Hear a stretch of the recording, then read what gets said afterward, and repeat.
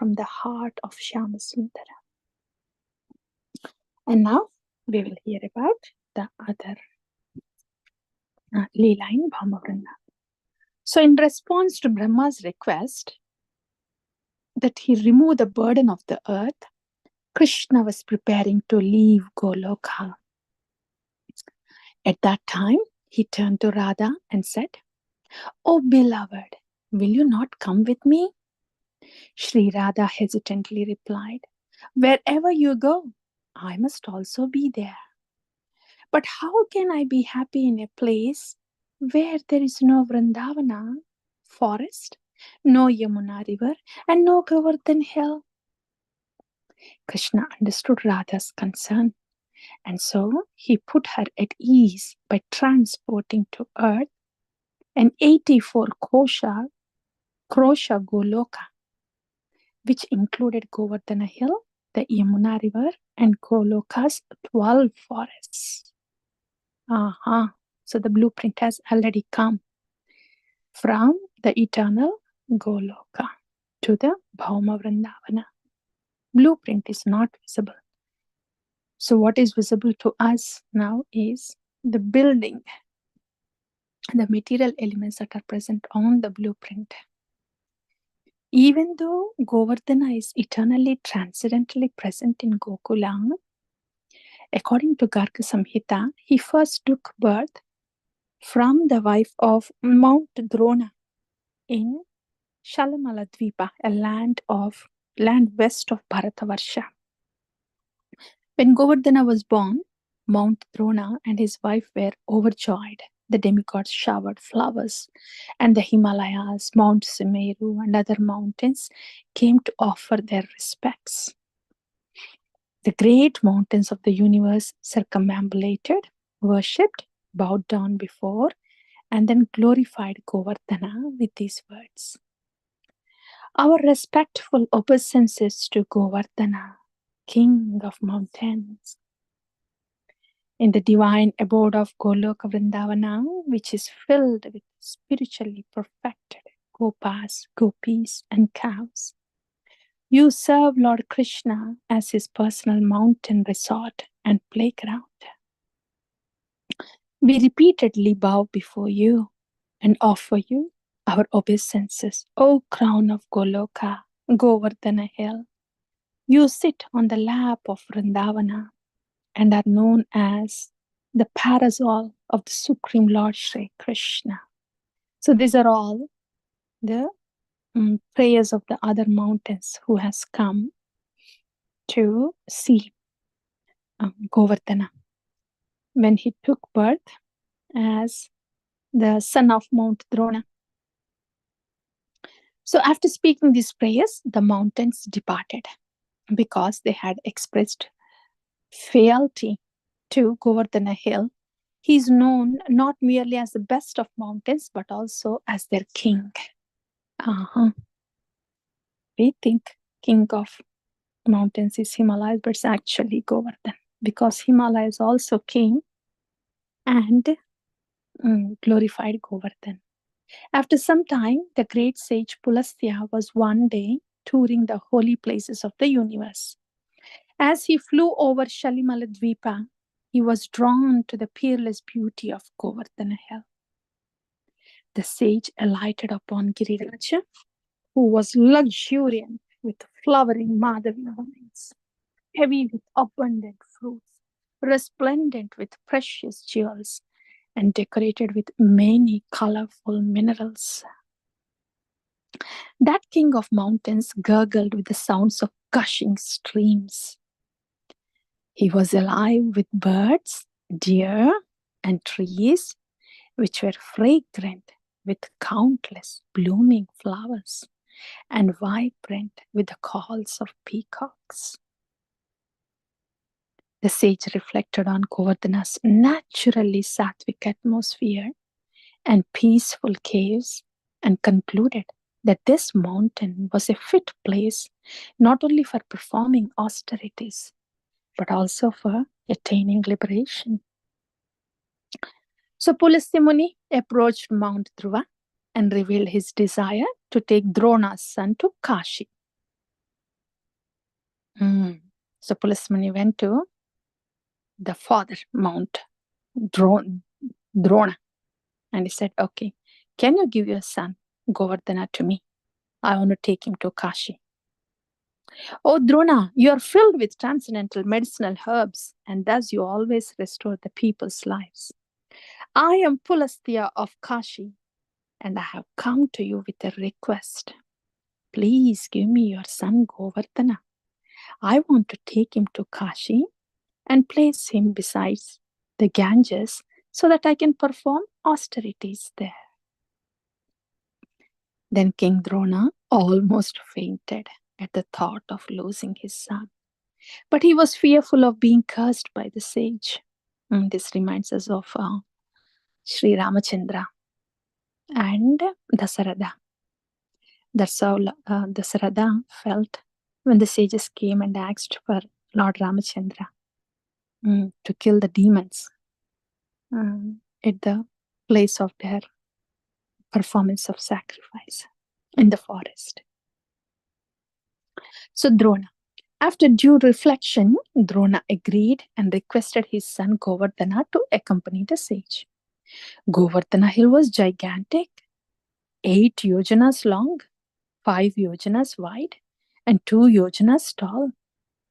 When he inquired from Pulastya how he would be transported, the sage replied, I will carry you. But Giriraj had one stipulation.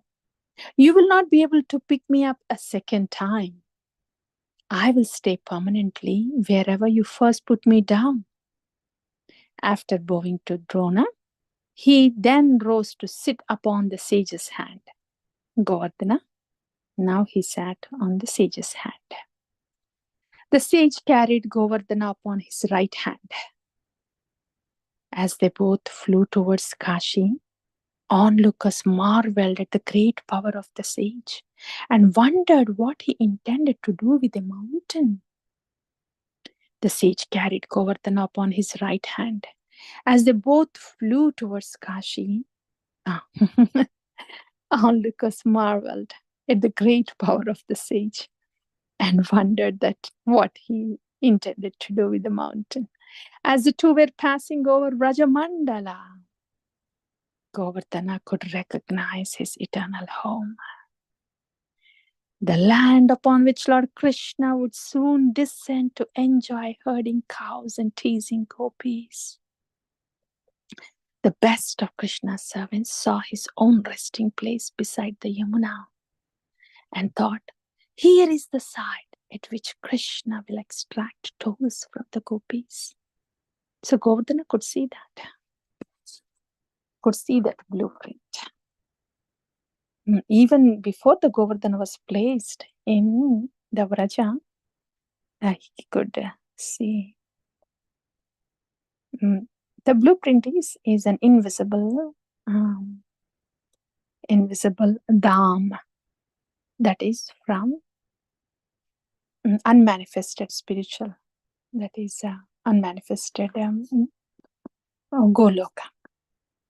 What we have here is Gokula, manifested Vrajabhumi. So Govardhana is thinking, here is the site at which Krishna will extract toll from the gopis, and over there he will make Radha angry. If I stay in this area, I will be able to see Radha's and Krishna's pastimes every day. With total resolve, Giriraja made Pulastya feel the full weight of his body, forcing the sage to forget their agreement. Assailed by weariness, Pulastya was forced to land in Rajamandala. Forgetful of Govardhana's stipulation, he placed the hill in his eternal resting place, exactly on the blueprint of eternal Goloka. So, pointing north to south. Pulastya Muni. So, his service was only to bring Govardhana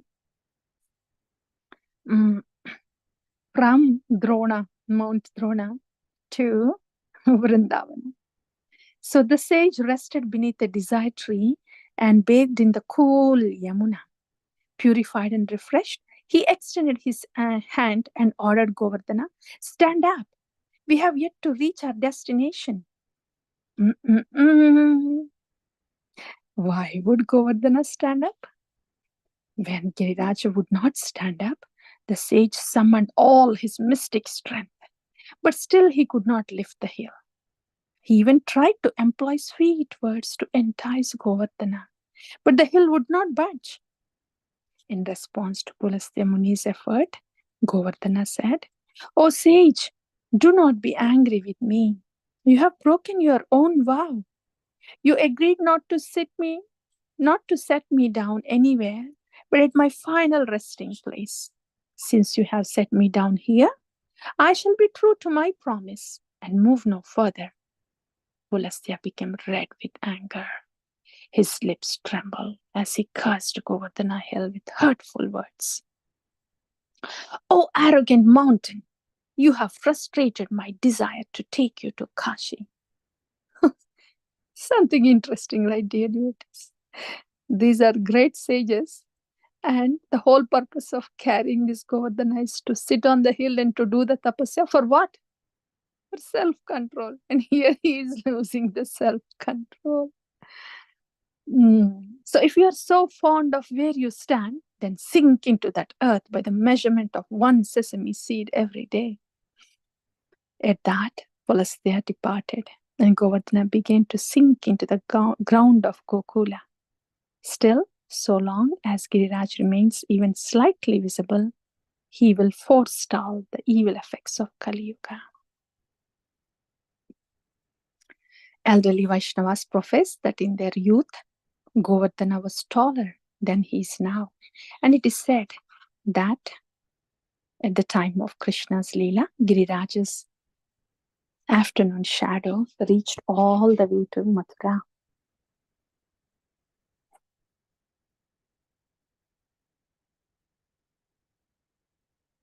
Mm-hmm.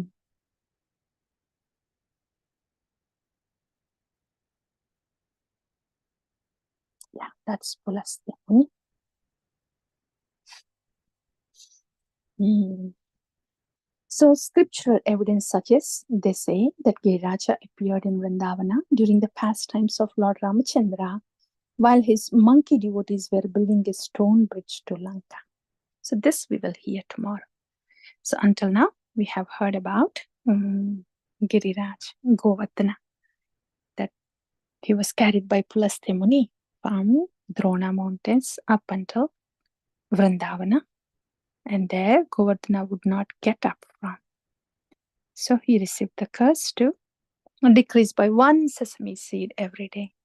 And the Acharyas describe it's not because of the Pulastya Muni's curse that Govardhana shrinks, but he shrinks because of separation from the Lord. What can, after all, Pulastya Muni do to this transcendental associate of the Lord, Govardhana? So, Giriraj Govardhan ki jai, Giridhar Krishna ki jai, Srila Prabhupada ki Hare Krishna.